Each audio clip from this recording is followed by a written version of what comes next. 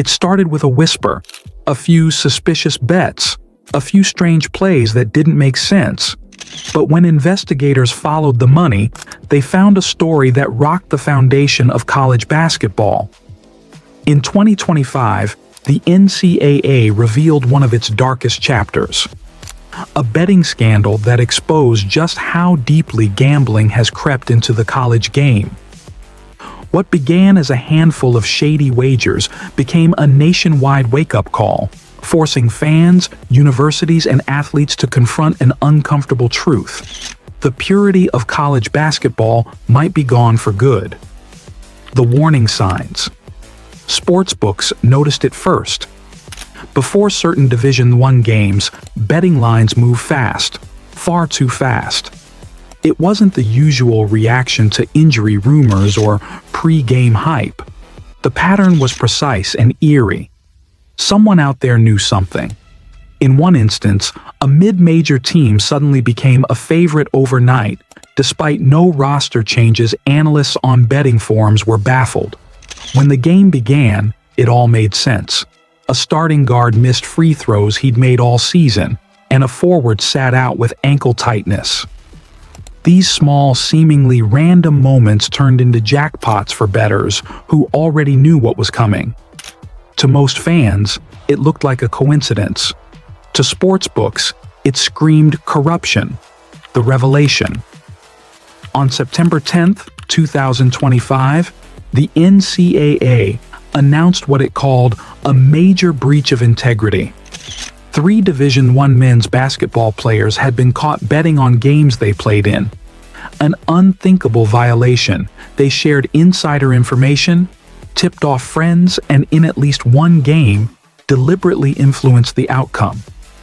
The punishment was immediate and severe, permanent bans from all collegiate competition. Their names were never released publicly, but insiders confirmed they came from different universities. One from the Midwest, one from the South, and another from the Pacific Coast. Yet even as the NCAA tried to contain the damage, whispers grew louder. Sources close to the investigation claimed these 3 were just the beginning, the tip of a much bigger iceberg. As one compliance officer put it, how it happened. The operation wasn't high-tech, but it was brilliant in its simplicity. Players didn't use their own accounts. They used friends, classmates, or offshore betting apps that were almost impossible to trace. Some bets were small, maybe $200 here or $500 there, the kind of numbers that wouldn't raise alarms. But the real money came from coordination. One player texts a close friend, "Starting center out tonight." The friend places a huge wager. When the bet hits, the player quietly receives a thank you payment later through a shared Cash App or crypto wallet. What made it possible was access. Players knew everything: injuries, playbooks, and even referee assignments. In a sport where one possession can decide the outcome, that information was gold. It was the perfect inside job, small enough to hide, but powerful enough to tilt the scoreboard cracks in the system. The NCAA had been warned for years that this was coming. Since sports betting was legalized in dozens of U.S. states, college games became a goldmine for sportsbooks and gamblers alike. Today, over 30 states allow legal sports betting, and most include college matchups. Student athletes can't escape it. Betting ads pop up on their phones, appear during halftime breaks, and even flash across arena jumbotrons. A 2024 study by the National Council on Problem Gambling revealed a chilling statistic. 58% of student athletes said they'd been approached about betting. Nearly 16% admitted to placing at least one wager themselves. The lines between fandom, money, and manipulation blurred. College athletes were being treated like professional assets in a billion-dollar gambling ecosystem. The fallout. The 3 players at the center of the scandal were banned for life, but the investigation didn't stop there.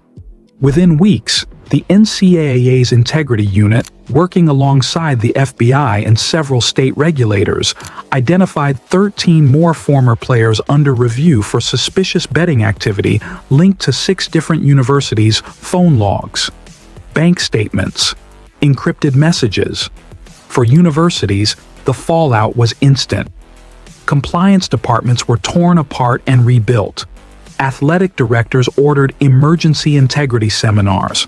Some schools even hired private cybersecurity firms to monitor athletes' digital communications for suspicious betting activity. Publicly, coaches condemned the scandal. Privately, many admitted they weren't surprised. One anonymous Division I coach told ESPN, "You can't expect kids who see gambling ads every 5 seconds to just ignore it. The temptations are everywhere, and the NCAA hasn't kept up." The deeper problem. The NCAA insists these were isolated cases. But sports ethics experts disagree. They say this was inevitable, the byproduct of a system that demands moral perfection from young athletes while surrounding them with wealth and temptation. Some athletes see teammates flashing luxury cars from NIL deals while they struggle to pay rent. For them, a small tip-off to a bettor might feel harmless, even justified. That moral gray zone is where corruption thrives. The unanswered questions. The scandal left behind more questions than answers. Who else knew? Were the players acting alone, or was someone higher up quietly pulling strings? Rumors point to low-level staffers and even boosters who allegedly facilitated the bets, transferring money through layered accounts to avoid detection. Closing reflection. 3 players lost everything: their scholarships, their eligibility, their futures. But they weren't the only ones gambling. The NCAA gambled too, on the belief that it could welcome the lucrative world of betting partnerships while keeping its moral foundation intact. Sportsbook-sponsored tournaments. Betting odds appeared on official broadcasts. The lines blurred until no one could tell where ethics ended and entertainment began. Now, as college basketball struggles to rebuild its reputation, the lesson is painfully clear.